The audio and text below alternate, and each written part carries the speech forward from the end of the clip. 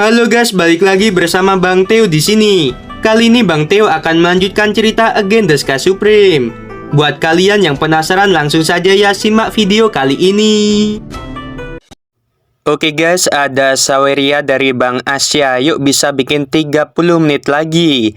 Mimin usahakan di video ini Mimin tambahin durasinya ya. Buat Bang Asya sendiri, terima kasih banyak. Semoga lancar rezekinya dan sehat selalu. Amin. Oke, kita langsung ke videonya saja ya. Setelah mengatakan ini, Tanyun memandang Fang Ziqing dan berkata dengan suara tegas, "Xiao Qing, kamu memasuki pagoda Ling Xiao terlebih dahulu. Dan setelah beberapa saat, dengarkan perintahku. Dan jangan khawatir, Fang Rulong akan aku tangkap hidup-hidup dan membiarkanmu menghadapinya." "Baiklah, terima kasih kakak." Fang Ziqing menghilang begitu saja setelah mengirim transmisi suara. Pada saat ini, Fang Rulong mencibir, "Tanyun, Kaisar Abadi ini akan menangkap dirimu dan kemudian menyerahkanmu kepada Xion Supreme dan Xingtian Supreme. Jika kamu benar-benar reinkarnasi Hongmeng Supreme, maka aku bisa sukses besar." Fang Rulong berkata dengan tajam, "Mo Cangkong, cepat tangkap dia." Bawahan patuh. Setelah Mo Cangkong menerima perintah, dia memelototi Tanyun dan meraung, "Bahkan jika kamu adalah Hongmeng Supreme di masa lalu, penguasa kota ini akan menghapusmu hari ini."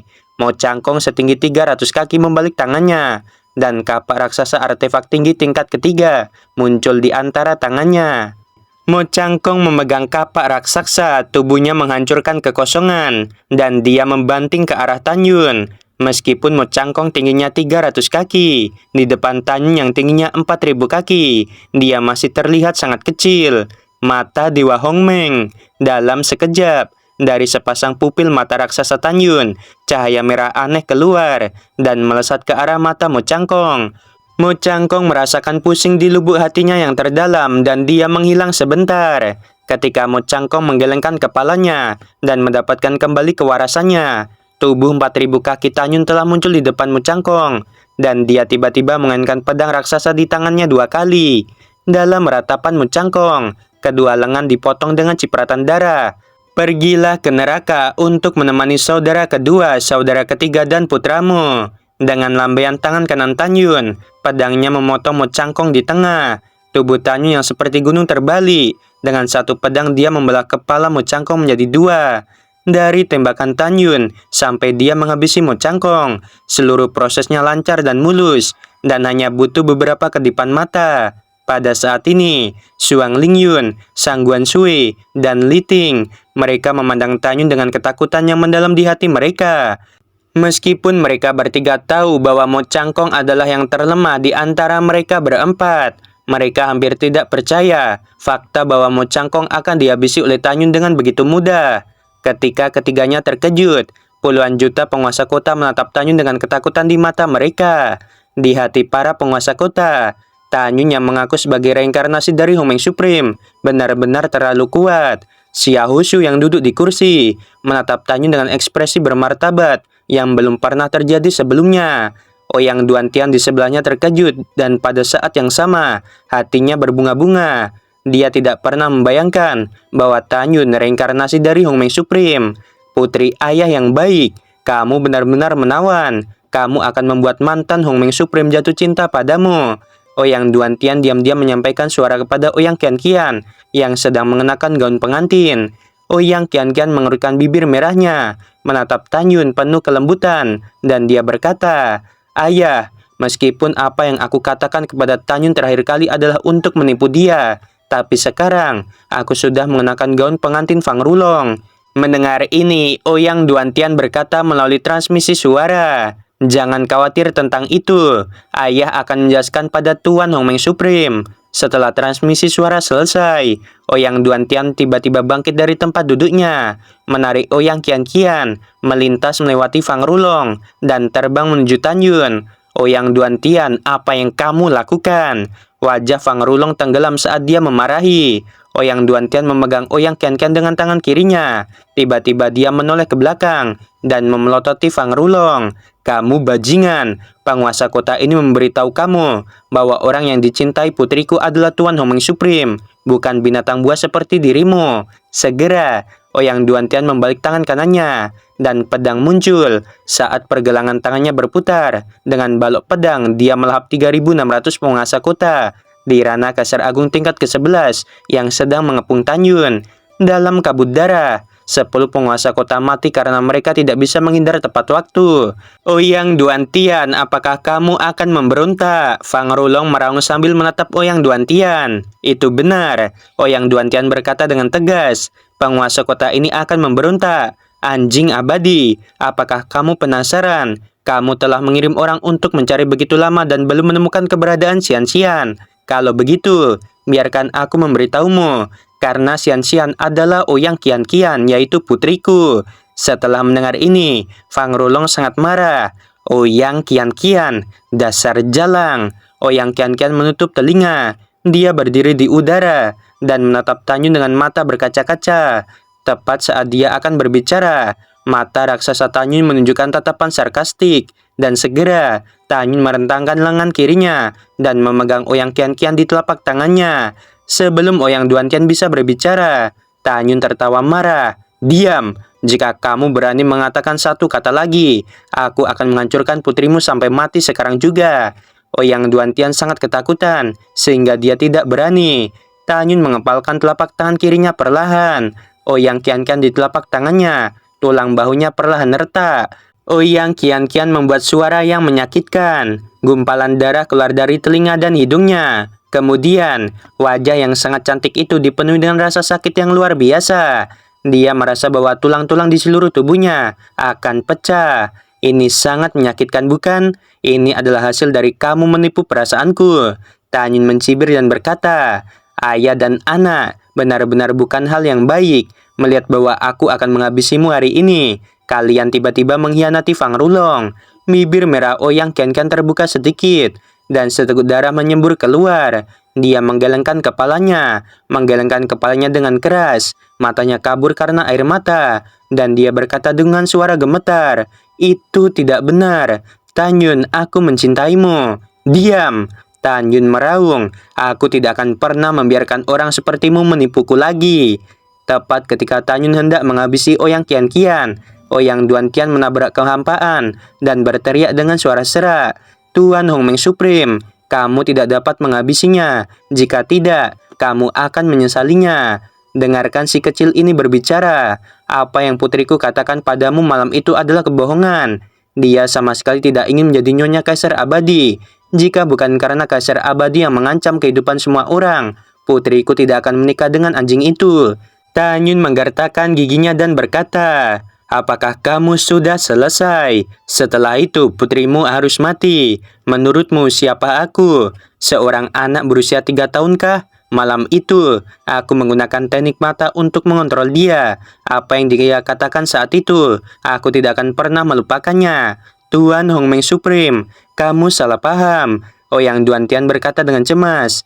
Putriku tahu bahwa kamu tidak akan mempercayainya. Jadi dia memintaku untuk membuat cincin untuk mencegah jiwa Kaisar Agung dikendalikan oleh orang lain. Cincin jiwa Kaisar Agung sekarang ada di benak Qian-Qian. Dia sama sekali tidak berada di bawah kendalimu saat itu. Si kecil ini bersumpah, apa yang aku katakan benar sekali. Kalau tidak, aku akan mati. Mendengar ini, tubuh Tanyun bergetar dan segera melepaskan kesadaran abadinya. Dia menemukan bahwa jiwa kaisar jauh di dalam pikiran Oyang Qian-Qian memang diselimuti oleh lingkaran cahaya. Tuan Hongmeng Supreme, jika kamu tidak percaya, aku akan menunjukkan kepadamu gambar memori percakapan antara diriku dan Qian-Qian saat itu.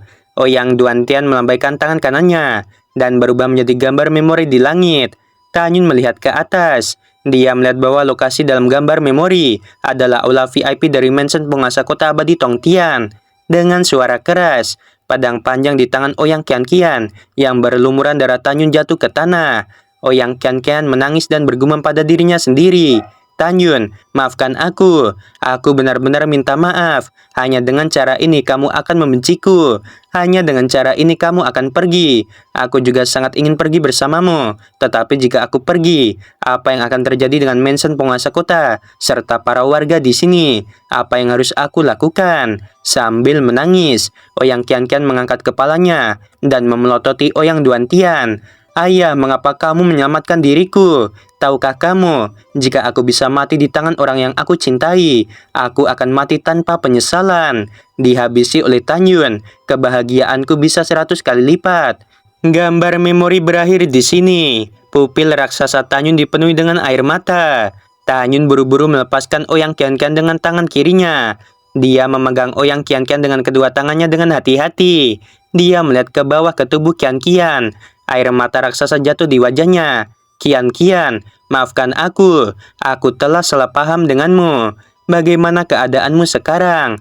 Ini salahku, bahwa aku hampir menghabisimu karena kesalahan. Ouyang Qianqian berdarah dari 7 lubang sambil menggelengkan kepalanya dengan lemah. Dengan air mata kebahagiaan, berteguk di pipinya yang pucat. Tanyun, jangan menangis. Aku baik-baik saja. Aku benar-benar baik-baik saja. Aku hanya lelah dan ingin istirahat. Mendengar ini, Tanyun sering mengangguk. Baiklah, aku akan mengirimmu memasuki pagoda Ling Xiao untuk memulihkan lukamu. Gadis kecil, ketika aku mengalahkan musuh, aku akan meminta maaf kepadamu.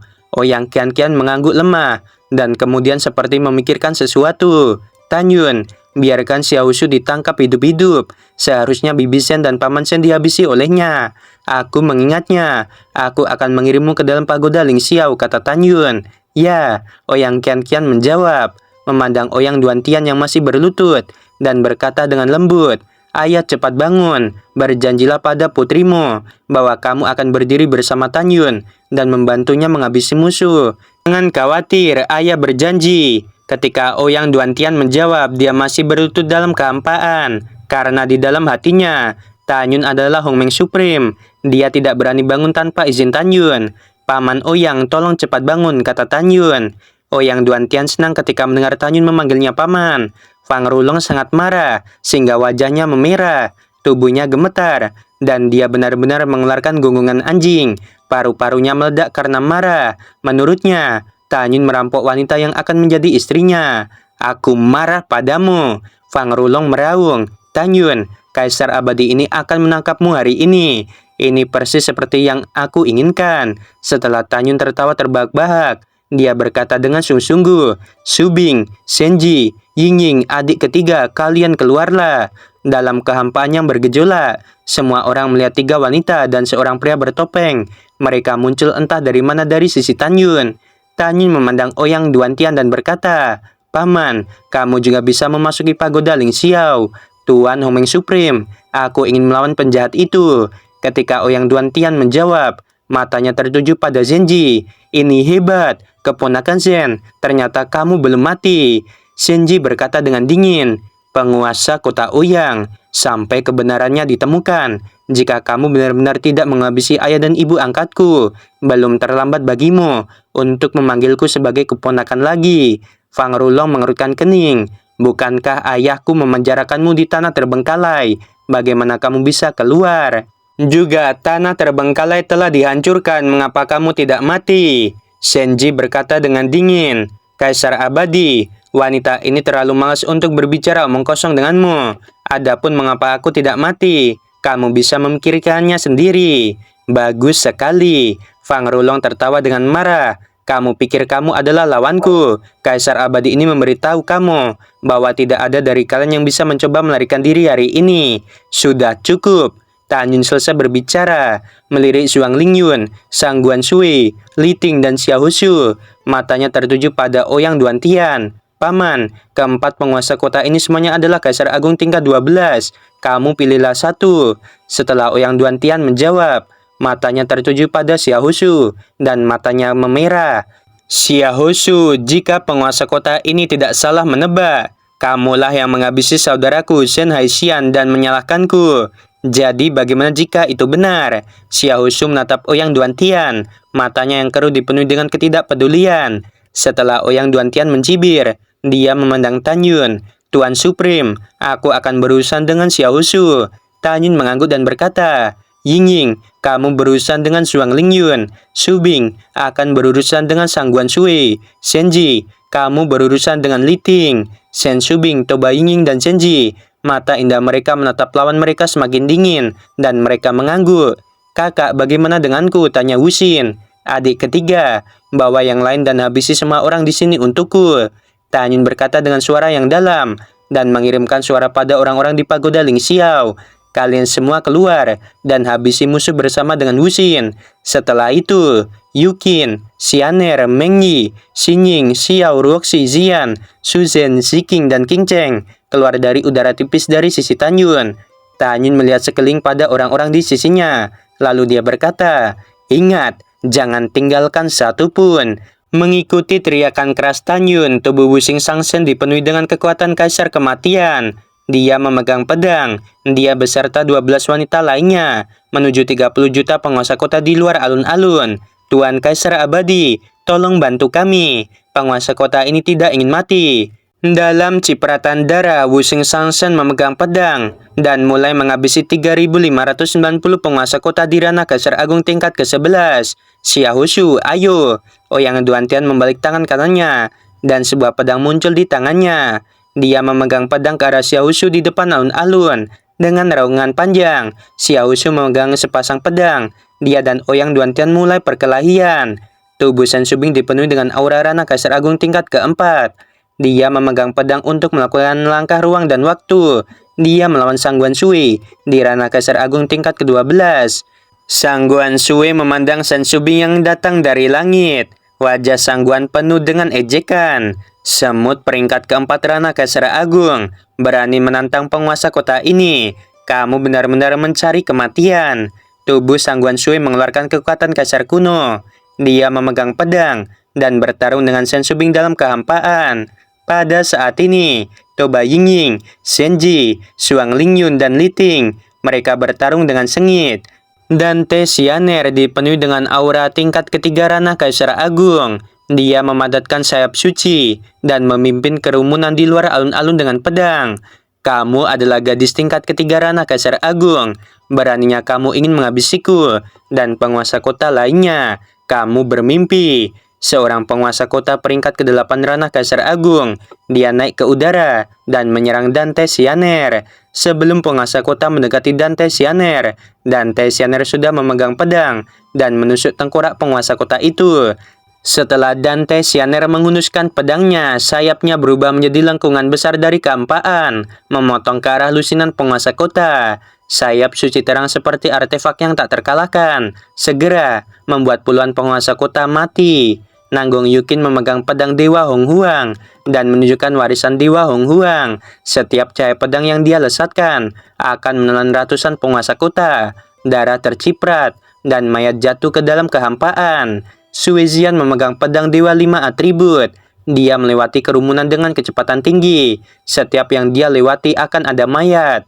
Fang Ziking memegang pedang dewa dan meluncurkan serangan berdarah pada penguasa kota di timur alun-alun. Mengenakan gaun hitam, Shen Shuzhen mengikuti Tanyun sebagai seorang asasin. Dia memegang pedang panjang, seperti hantu tanpa jejak. Setiap kali dia memainkan pedang, beberapa penguasa kota akan jatuh. Feng Qingcheng, Murong Sisi, Nanggong Ruxui, dan yang lainnya. Mereka tersebar di sekitar alun-alun. Kini telah berubah menjadi malaikat yang dengan kejam memanen kehidupan. Puluhan juta penguasa kota dihabisi oleh Yukin, Xianer, dan wanita lainnya. "Sampah, kalian semua tidak berguna." Fang Rulong meraung ke langit. Sekarang Kaisar Abadi ini mengumumkan bahwa penguasa kota di bawah peringkat ke-6 ranah Kaisar Agung harus segera melarikan diri dari gerbang timur, gerbang barat, gerbang selatan, dan gerbang utara. Semua penguasa kota di atas peringkat ke-5 ranah Kaisar Agung tinggal di sini dan ikuti Kaisar Abadi ini untuk menghabisi musuh. Setelah musuh dihancurkan, Kaisar Abadi ini akan memberi hadiah besar dan akan pergi ke alam dewa untuk memintanya. Mereka yang melanggar perintah akan dihancurkan. Mengikuti perintah Fang Rulong, total 200.000 penguasa kota dari urutan ke-6 hingga ke-10 ranah Kaisar Agung tetap tinggal dan melawan Wuxing Sangsen, Nanggong Yukin, dan yang lainnya. Wuxing Sangsen tertawa liar. Kakak-kakak ipar, Ruxui, Xian, Xiaoqing, Sisi, King Cheng, dan Ruoxi, 200.000 penguasa kota ini, serahkan saja padaku. Kalian menyebar dan memburu penguasa kota yang melarikan diri. Setelah aku menghabisi 200.000 musuh, aku akan membantu kalian. Mendengar ini, gadis-gadis itu menyebar, mengejar dan menghabisi penguasa kota yang melarikan diri. Mendengar kata-kata kakak ipar, Fang Rulong mengerutkan kening dan segera tersenyum pada Tanyun.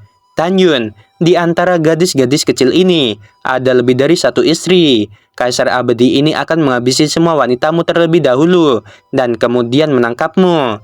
Tanyun, ingatlah, Kaisar abadi ini ingin semua wanita yang ikut denganmu mati. Biarkan kamu melihat mereka mati. Begitu dia selesai berbicara, Fang Rulong membalik tangan kanannya, dan sebuah pedang muncul di tangannya. Pedang ini disebut pedang Kaisar Sembilan Surga. Fang Rulong memegang pedang Kaisar Sembilan Surga dan dengan agresif memimpin dalam menyerang Suizian. Suizian yang mengejar dan menghabisi penguasa kota yang melarikan diri.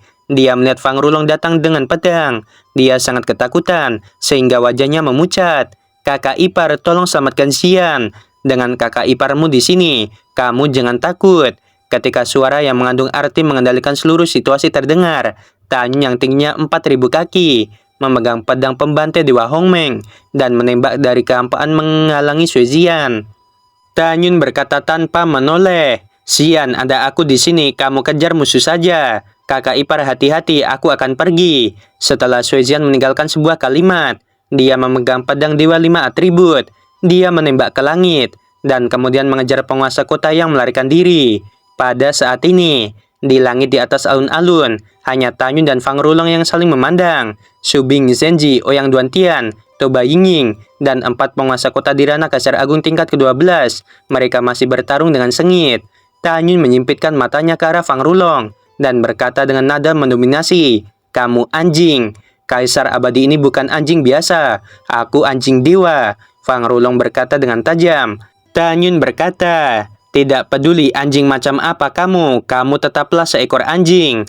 Tanyun melirik pedang Kaisar Sembilan Surga di tangan Fang Rulong. Sungguh konyol, seekor anjing masih ingin menggunakan pedang. Tunjukkan wujud aslimu, maka kamu bisa hidup sedikit lebih lama dari gempuran seranganku.